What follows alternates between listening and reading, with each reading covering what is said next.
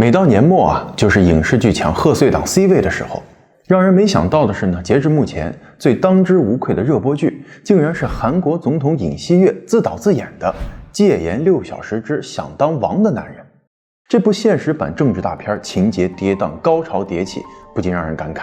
一向以敢想敢拍而闻名的韩剧，果然源于生活，但远远不及生活精彩。2024年12月3日星期二，这一天啊，注定会载入韩国史册。白天，韩国总统尹锡悦还在正常履行总统职能，与他国总统谈笑风生；晚上却突然发表紧急演讲，称国家面临严重安全威胁，将实施戒严令。자유헌정질서를지키기위해비상계엄을선포합니다。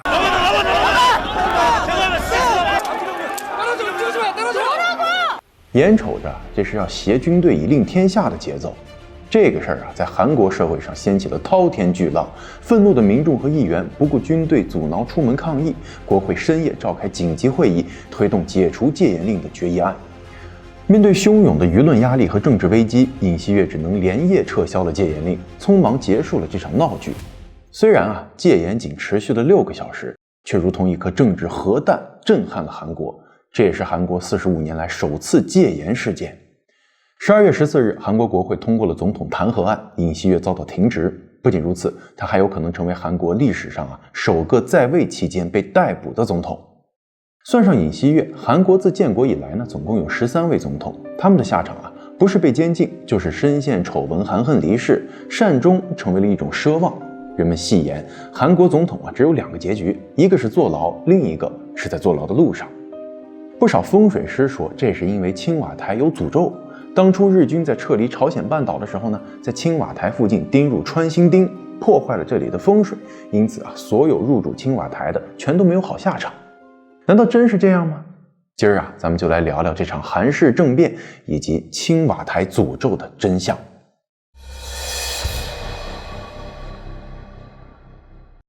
首先咱们对这场戒严风波做个梳理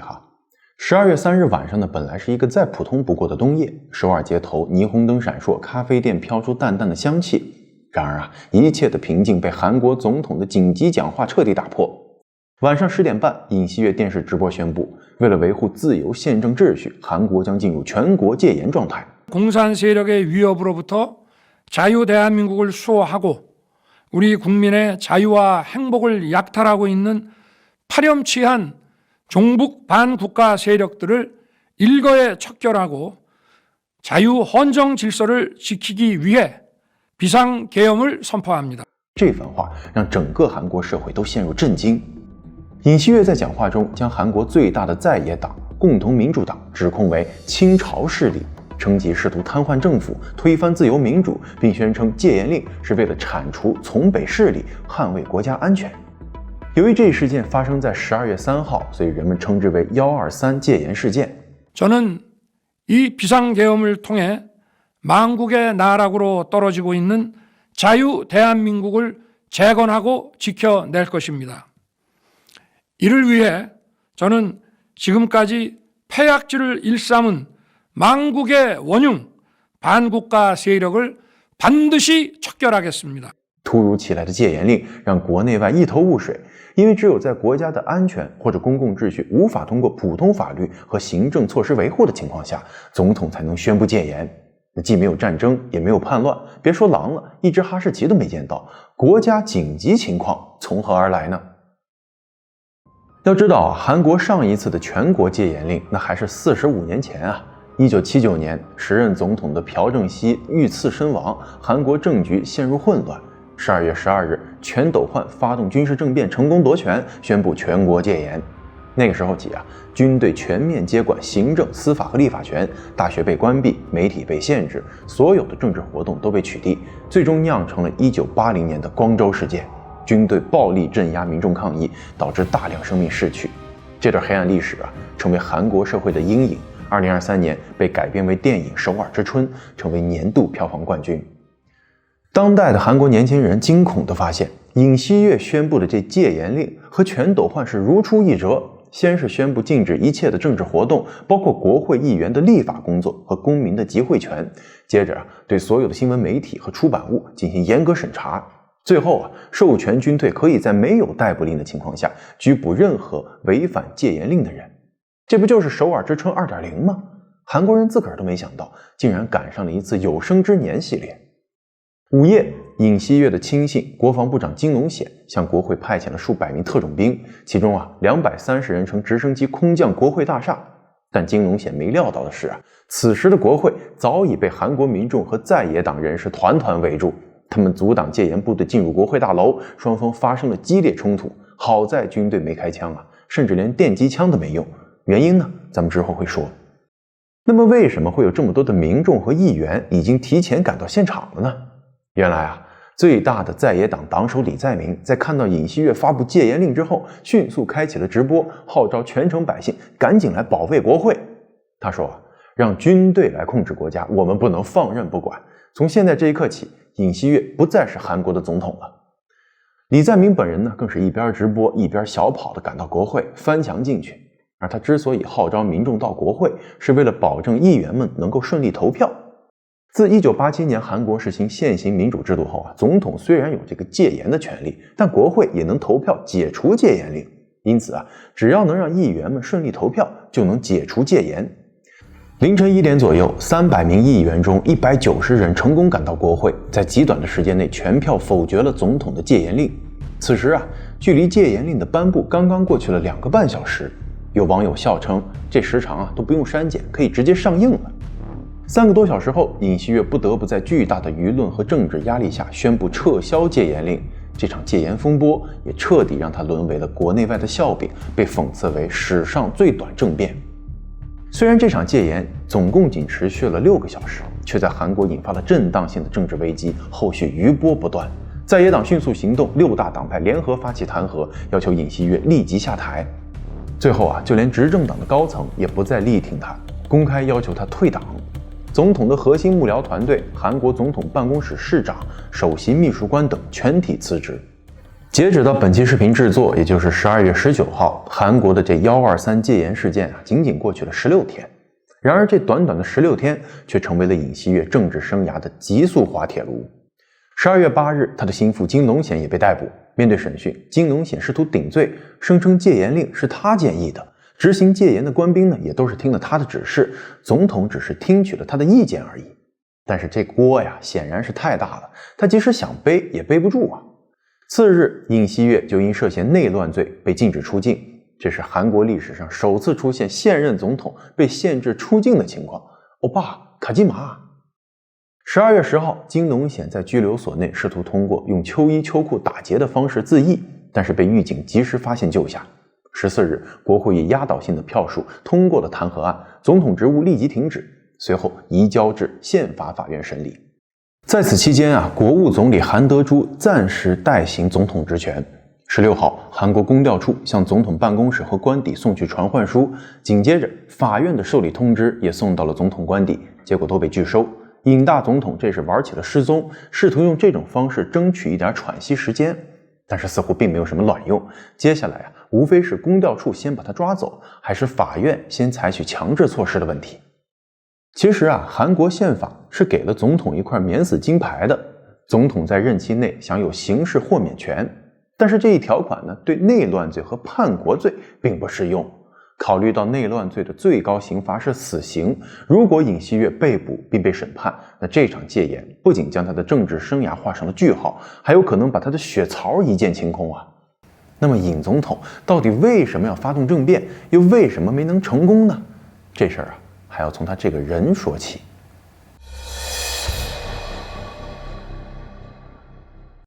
尹锡悦1960年12月出生于韩国首尔，祖上颇平尹氏，历代人才辈出，男子入朝为官，女子多有封后。在朝鲜近代，颇平尹氏还出了一个著名的独立运动先驱尹凤吉。在24岁的时候，在上海炸死了多名高级日本军官，这一壮举震惊了中外。蒋介石曾经对他高度评价，说中国100万大军都未能做到的事儿，却由一位朝鲜青年完成，令人无比感动。若尹凤吉泉下有知，他的族人后辈在成为韩国总统后，竟然提出原谅日本，甚至让韩国人自掏腰包来赔偿本国受害者的号召时，不知会作何感想到了尹锡悦这一代呢，他的家庭依然是富裕的精英阶层，父亲是韩国著名的延世大学应用统计学系的元老之一，最高做到了韩国经济学会会长。母亲江明崔氏婚前曾经任韩国著名女校梨花女子大学的讲师。然而根正苗红的显赫家世并没有让尹锡悦从小就成为别人家的孩子。Twitter 上有韩国网友扒出了他小学时候的记录本，上面记载着老师给他的评价，翻译过来呢，大概是说他没有才能，不诚实，不遵守校规，傲慢不逊，想凌驾于同学之上。如果说这份记录属实，那也算是一个3岁看到老的注脚了。不过从他后来的教育轨迹来看，尹锡悦的学业表现并不逊色，中学就读于私立名校冲岩高中，大学进入首尔大学法学院，获得了本科和硕士学位。说句题外话，尹锡悦成为总统后呢，行事任人唯亲，重用来自冲岩高中的同学和前后辈，他们形成了一个紧密的小圈子，这个圈子被外界称为冲岩派。咱们视频前面提到的背锅侠金龙显便是其中的一员。123戒严事件后，一部分愤怒的韩国民众将矛头直指冲岩高中，向该校学生扔臭鸡蛋，搞得学校不得不通知大家别穿校服上学。当年还跟别人炫耀有个总统学长的同学们，莫名其妙要面对这些无妄之灾，实在是郁闷。唯一的好处呢，是可以穿自己的私服上学了，日子还得继续嘛，潮流穿搭搞起来。在尹锡悦的大学时期有一件事情值得提及，那就是咱们说的当年呢，全斗焕通过军事政变夺权后宣布戒严，引发了震动全国的光州事件。而1980年正在读大学的尹锡悦刚好参与了一场针对全斗焕的校园模拟审判，并扮演了检察官的角色。他毫不犹豫地提请判处全斗焕死刑，不仅在校内掀起轩然大波，还传到社会上，使他一度被迫逃到江林的外婆家躲避追查。现在回头看来，这场模拟审判竟然与他如今的境遇形成了耐人寻味的呼应。当年他在模拟审判中振臂高呼，要以正义之名处决全斗焕，而现在权力巅峰的尹锡悦却因照猫画虎，即将站在审判席上，屠龙者终究还是成为了巨龙。大学毕业后尹锡悦原本计划成为一名律师，然而因为他 party 的太 hard， study 的很 little， 司法考试屡屡失败，不得已又回到母校读研，准备再战司法考试。这一准备就是好几年，直到研究生毕业后3年9番战中他才考试通过。1994年34岁的他在韩国司法研修院拿到了结业证书，在大邱开启了检察官之路。此后他把时间基本上都奉献给了韩国检察系统，有过颇为亮眼的表现。2006年他负责现代汽车秘密资金事件，成功说服检察总长批准拘留现代汽车会长郑梦九。当时郑梦九不仅是韩国经济巨头，也是总统李明博的钱袋子。2011年尹锡悦主导釜山储蓄银行事件的调查，拘留起诉了总统李明博的亲哥李相德。总统直系亲属在其任期内被捕，也算是开创了韩国宪政史上的先例2013年他参与了韩国国情院介入总统选举事件的调查，因为得罪了朴槿惠而被降职，几年间辗转任职于各个地方检察厅，迟迟不得升迁。然而福祸相伴，这段沉寂的时期反而为他积累了清廉和正派的声誉，成为了他政治腾飞的重要资本。2016年朴槿惠闺蜜干政门震动韩国，尹锡悦被任命为20人特别调查组组长，在该事件的调查中做出了突出贡献，也让他赢得了文在寅的青睐。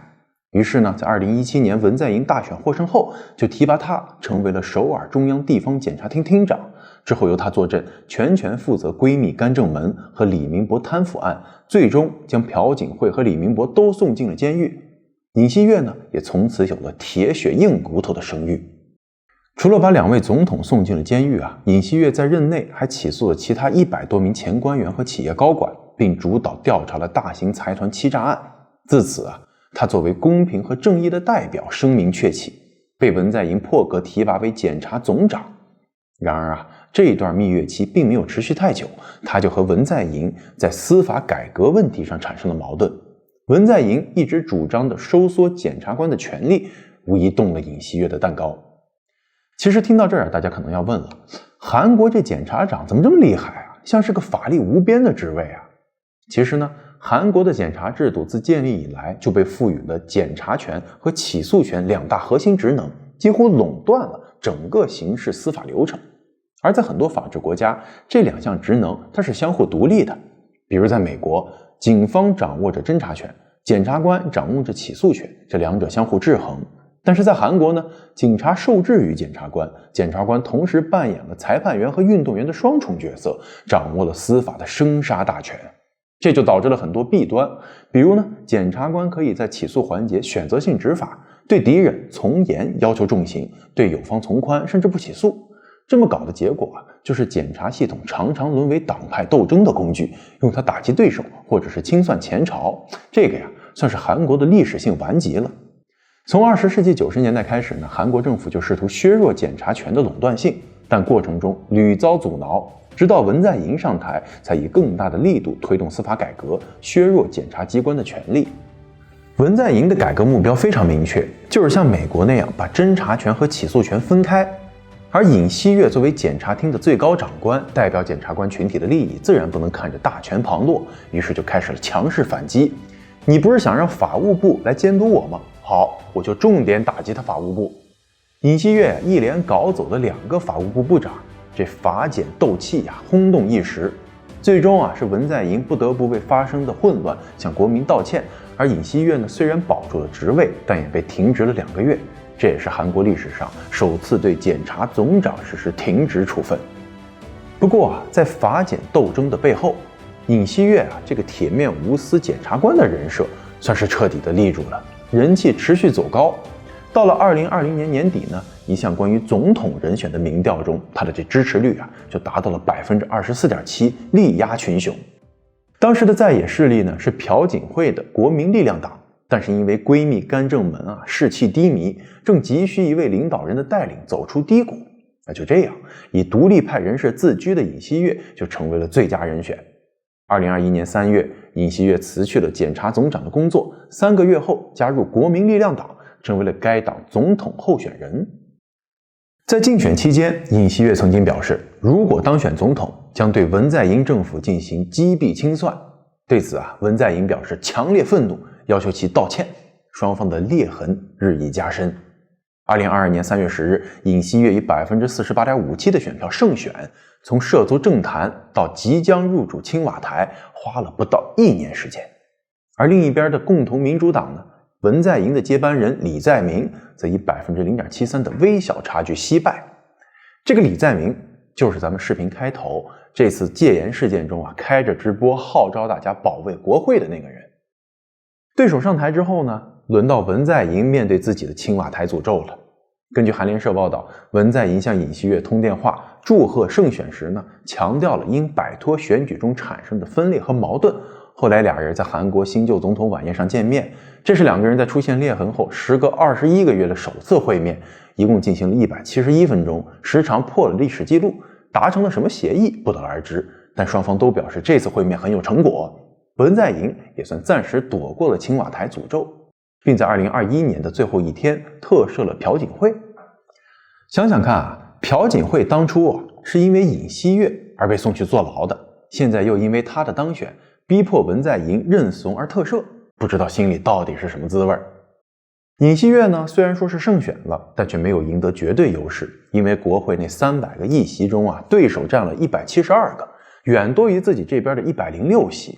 韩国政坛首次出现了朝小野大的局面。斯坦福大学有位韩裔教授曾经说尹锡悦一直以铁血检察官而闻名，骨头可能够硬，但不具备谈判和妥协这些政治家必须有的能力。从这点来说呢，这个对韩国并不是一个好兆头。没想到这个评价竟然一语成谶。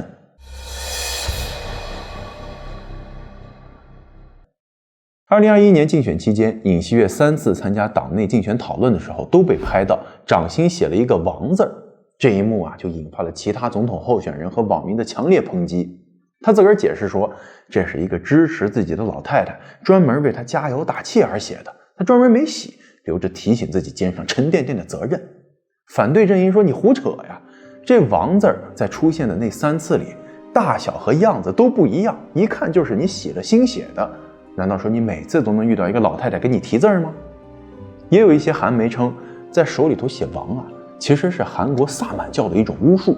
可以让人在某些场合超常发挥。还有一种说法更直接了，说尹锡悦就是要借助巫术完成神王一体的蜕变。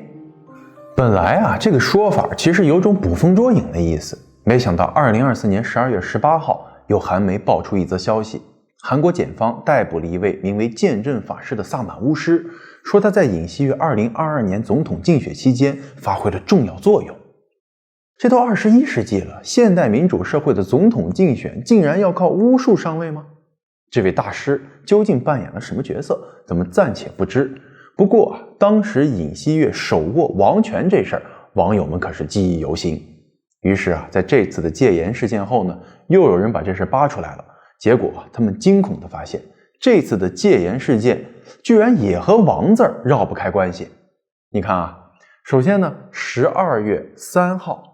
用中文写是12-3，日期里的这10和2拼在一起就能组成个王字，那3和10它重叠起来也是个王啊。更巧的是尹锡悦宣布戒严令的时间10点30分，中文也是10和3，这不还是个王字吗？这仨王字凑到一起，尹锡悦这架势就是要把 buff 叠满，奔着黄袍加身去啊。当然了，这有可能就都是网友们的脑洞。不过由此也能看出尹总统已经彻底丧失了民心，以至于这么刁钻的推断也有不少人相信。要怪就只能怪他执政后的种种行为和政策都非常令国民失望。韩国民族电视台专门做了一期节目，罗列了尹锡悦的10宗罪，指责他破坏了韩国的方方面面。要说尹总统呢，拢共也就执政了2年零7个月，他到底干了点啥，能惹得韩国人对他如此厌恶呢？咱们不妨挑几个关键点来看看尹锡悦是如何走到这一步的。2022年5月10日，尹锡悦在首尔汝矣岛韩国议事堂宣誓就职，成为大韩民国第20任总统。他在就职演说中承诺将加强韩国的民主和自由，开启一个崭新的时代。台下支持者们掌声如雷，欢呼雀跃。然而仅3个月后，他的支持率便从 52% 跌到了 24%。原因是他执意要将总统府搬出青瓦台。他声称青瓦台象征着过去的旧时代，而他希望成为一位与民众零距离的总统，因此决定将总统府迁至龙山国防部大楼。这个举动在民间引发了巨大的反对声浪，30多万人联名请愿抗议，指出总统府的搬迁并非普通人搬家而是需要耗资数百亿韩元的大工程。尹锡悦任期不过5年，却要浪费这些本该用于经济民生或者加强防疫的资金，实在是脱裤子放屁。脱裤子放屁。然而尽管民意汹涌，尹锡悦却置若罔闻，坚持推动搬迁。后来有人出来爆料说，总统府选址背后呢，其实有高人介入。此人是一个名叫天贡的高僧，是韩国家喻户晓的风水师，和尹锡悦及其家庭关系密切。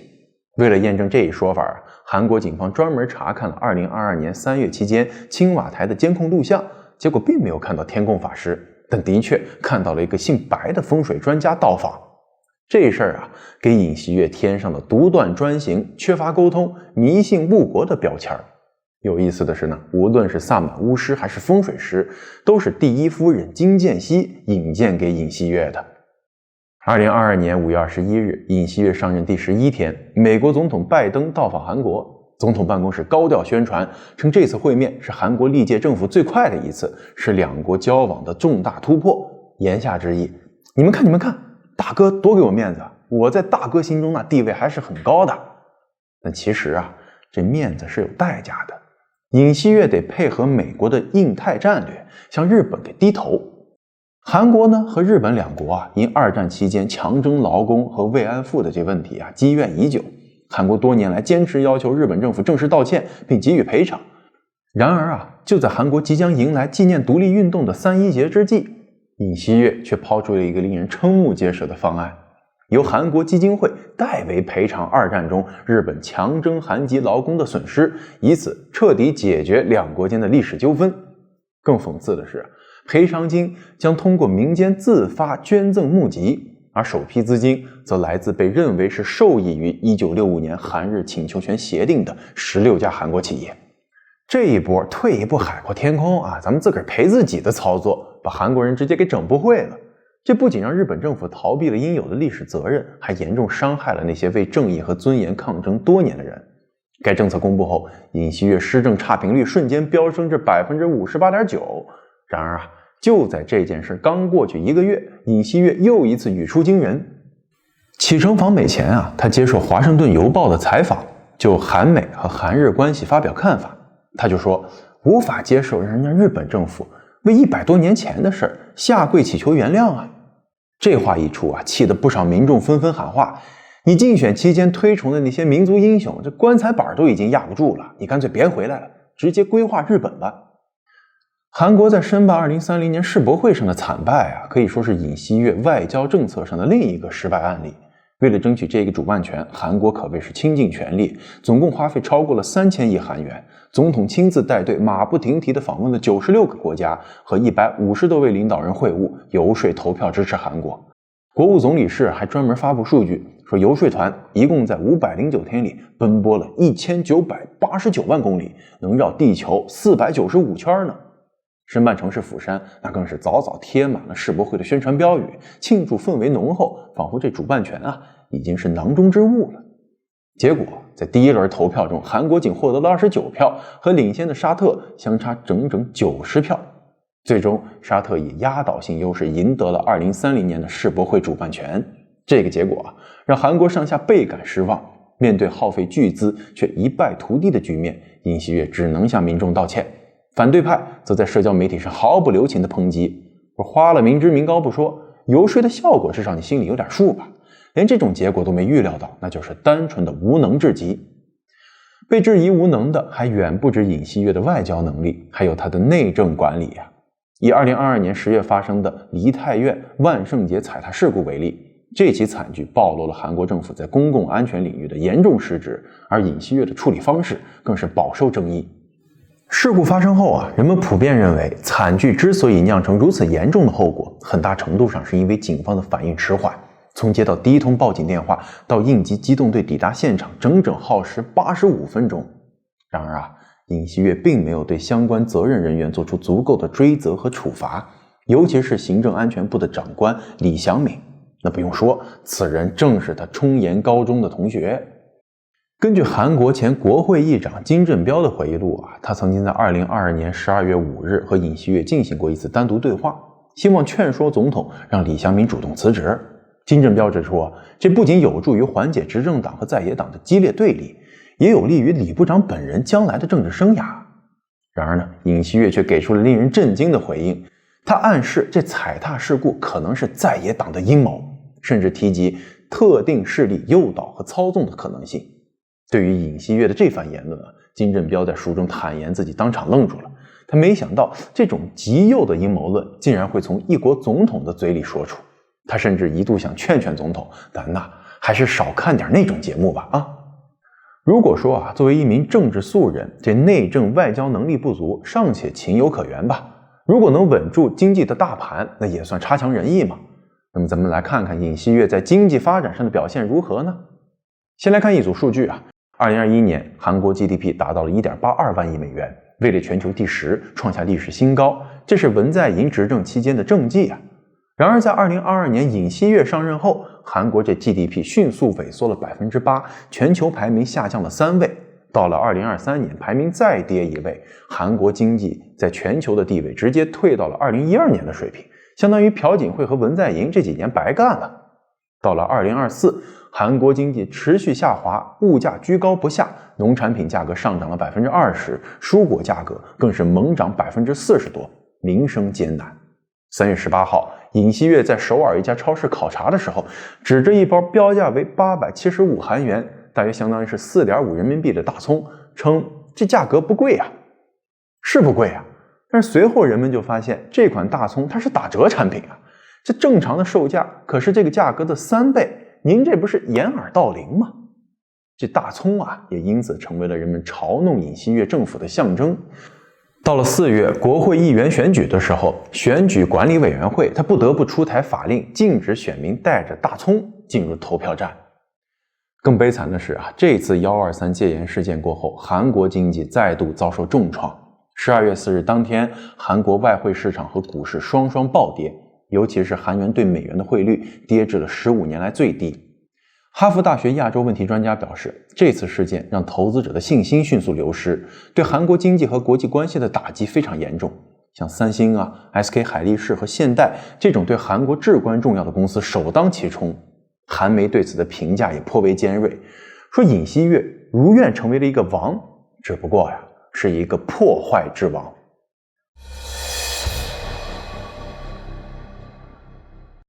好了，讲到这儿咱们也该说说了，为啥他尹锡悦非要孤注一掷，铤而走险呢？任期已过大半，虽然这总统没当好吧，但是苟着苟着把剩下2年过完了，踏踏实实的领退休金，他不香吗？您别说，他还真没这福气，因为在戒严前，这在野党就已经考虑弹劾他了。实际上从尹锡悦当上总统后，就没过过一天安稳日子。国会2年的时间里，发动了20多次针对政府官员的弹劾动议，导致政府工作很难开展不说，尹锡悦的盟友和夫人都接连陷入各类丑闻，使得他的政府的公信力持续受到挑战。而这一切的操盘手就是李在明。当初李在明在2022年总统竞选时惜败，双方的斗争却没有随着大选结果落定而结束，反而是愈演愈烈。2003年8月和10月，李在明高调在国会大厦绝食24天，抗议尹锡悦政府的施政，提出3项要求：就破坏国民生计和民主道歉，反对日本核污染水排海，彻底改组内阁。作为回应检察机关4次起诉李在明，每次罪名都不小，只要任何一个罪名成立，他就会失去竞选下届总统的资格。除了政治生涯受到威胁，他的人身安全也受到了严重威胁。2024年1月2日，李在明参加活动的时候被人用一把18厘米长的刀刺进颈部，经过抢救才脱离生命危险。警方表示，嫌疑人自称是为了阻止李在明成为总统。总之尹锡悦和李在明之间的殊死较量，主打的就是一个殊死。2024年4月的一件大事也成为了2人较量的加速器。当月10日，韩国国会议员选举拉开帷幕，执政党和在野党争夺300个国会席位。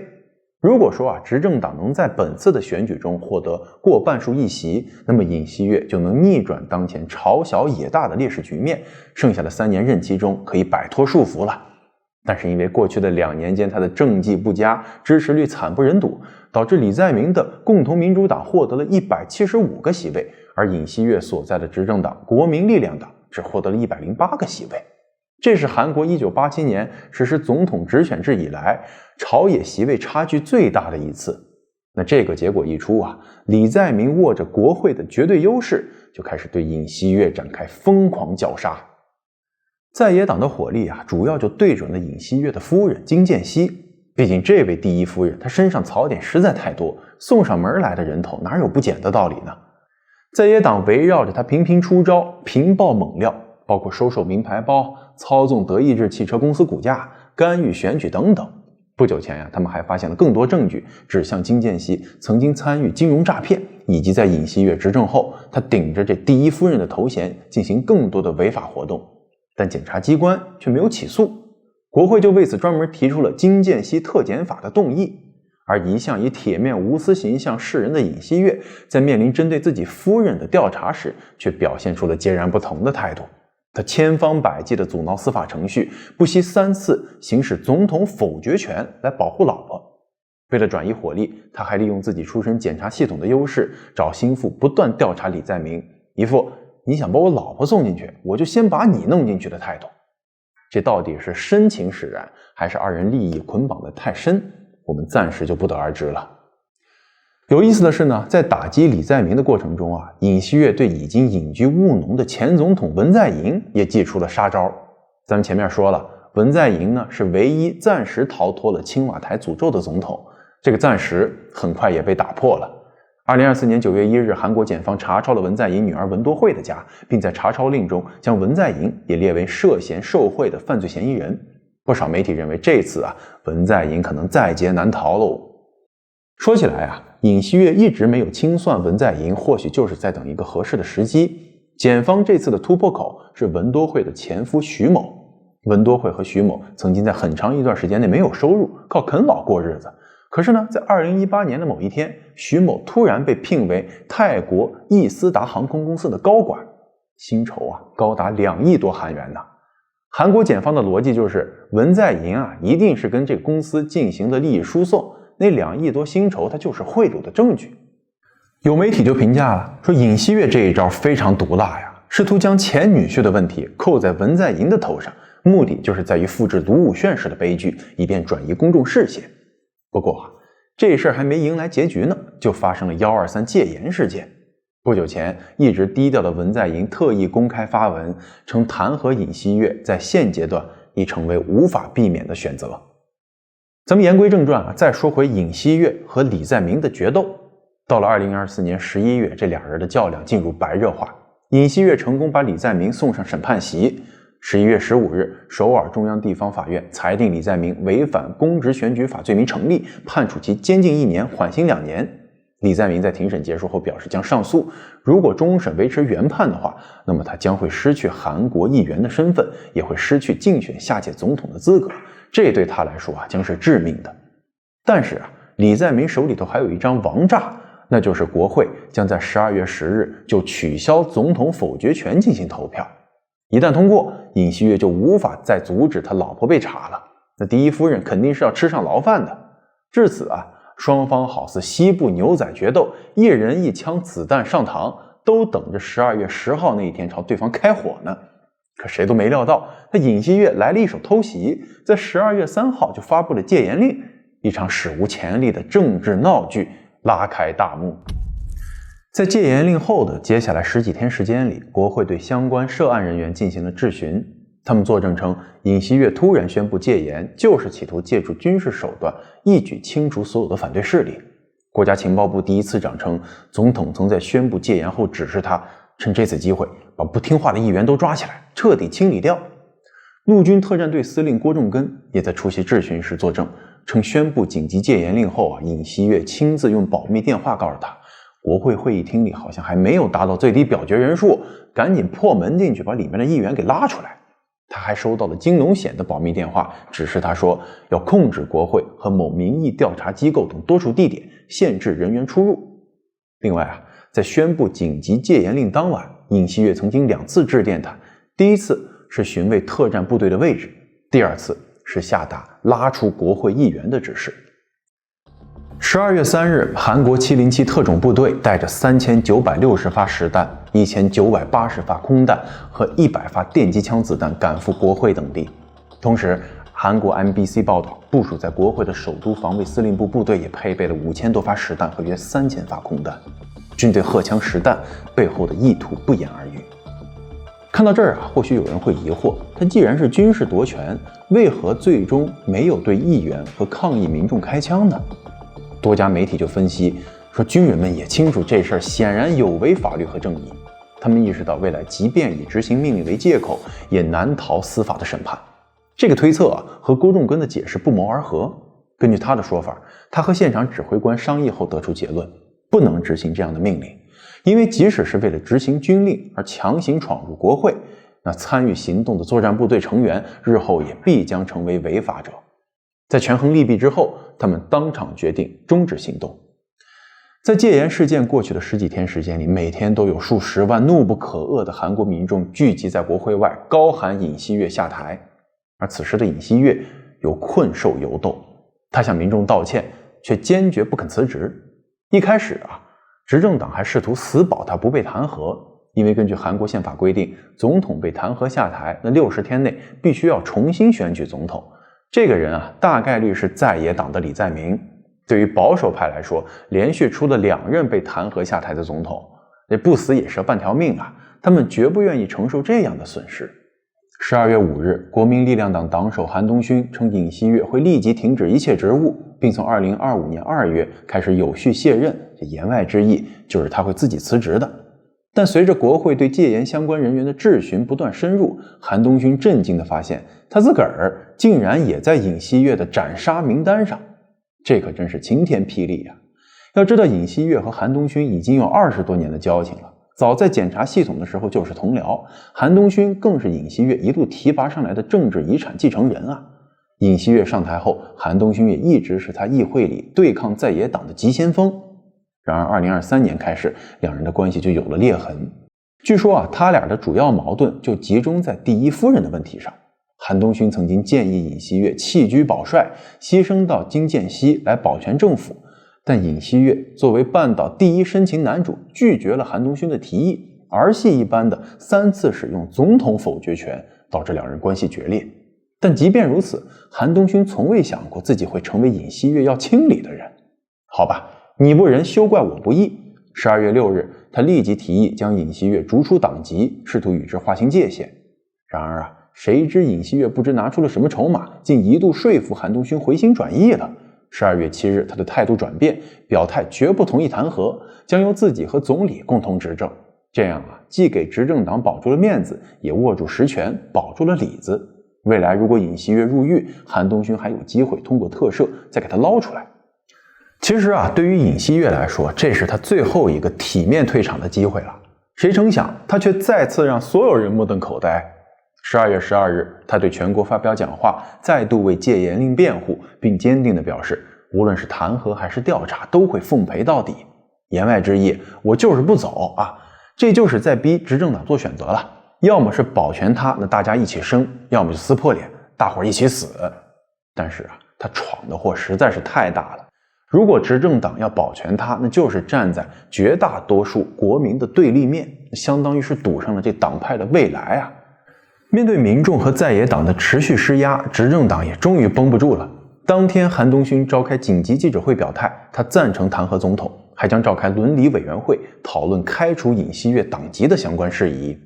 到了12月13日，民调机构显示，尹锡悦的支持率已经跌至 11%， 且 75% 的受访者支持弹劾总统。12月14日，国会对尹锡悦的弹劾案进行表决，204票赞成通过，这意味着至少有12名执政党成员投了赞成票。弹劾动议案通过后，尹锡悦的总统职权被立刻暂停，但他最终的去留还需要韩国宪法法院来裁决。韩国宪法法院本来应该是9名法官，那目前只有6名。如果说这6个人都赞成弹劾的话，那尹锡悦将被立即罢免总统职权，韩国要在60天内重新选出一位新总统。如果有1位法官否决，那么尹锡悦将会恢复总统职权，不过这概率比较小。想想看，如果说在宪法法院做出判决前，尹锡悦夫妇俩那边的罪名已经坐实了，那这6名法官谁敢否决弹劾案呢？不知道是不是为了促进弹劾成立近日在野党议员金宇俊在国会听证会上爆料，说尹锡悦很早就开始准备戒严令了，准备的内容包括韩军暗杀小组铲除他的所有政敌，然后嫁祸给朝鲜。更为炸裂的是，他透露这计划中还包括攻击驻韩美军，从而达到让美国介入的目的。不仅如此还有消息称，之前韩朝关系红温的那个无人机事件也是他尹锡悦搞的，为这个戒严令做准备。你想，如果朝鲜因为那次事件被激怒了，那么他发布这戒严令就是事出有因，名正言顺不过这些只是在野党的一面之词，目前还没有看到实锤的证据。最后如果说这弹劾成立，那么尹锡悦将会成为继朴槿惠之后韩国历史上第2位被弹劾下台的总统。如此看来，他即使是搬了总统府，也没能逃离那个青瓦台的诅咒，反而更快的应咒了。其实无论把总统府搬哪儿去，都难以打破诅咒，因为所谓的青瓦台诅咒，一来在于检察机关权力过大，容易被利用清算对手，这点咱们之前已经讨论过了。二来是在于韩国总统制采用5年单一任期制，不允许连任。韩国政坛历来被2大阵营所主导，保守派和进步派。尹锡悦所在的国民力量党就属于保守派，而李在明所属的这共同民主党则是进步派。这种双阵营对峙的格局，在表面上和美国的这个共和党民主党这2党代替执政的这模式相似，然而两者有着明显差别。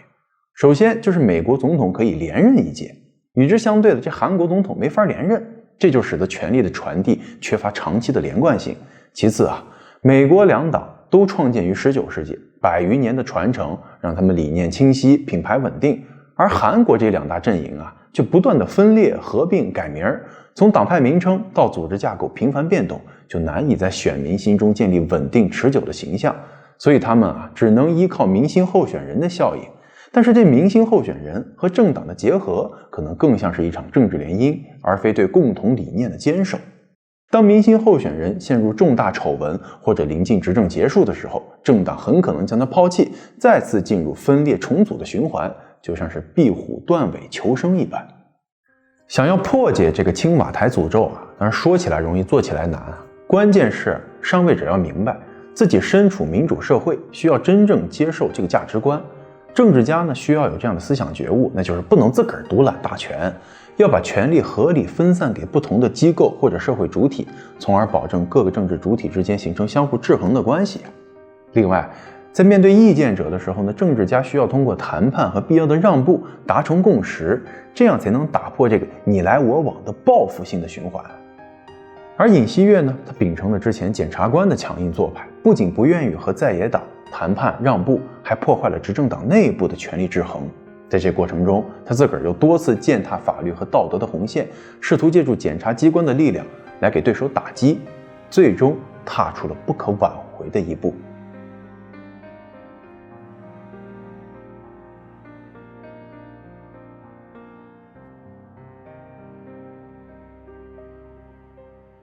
感谢收看 M2档案。如果您觉得视频不错，别忘了点赞、订阅支持一下。咱们下期再见。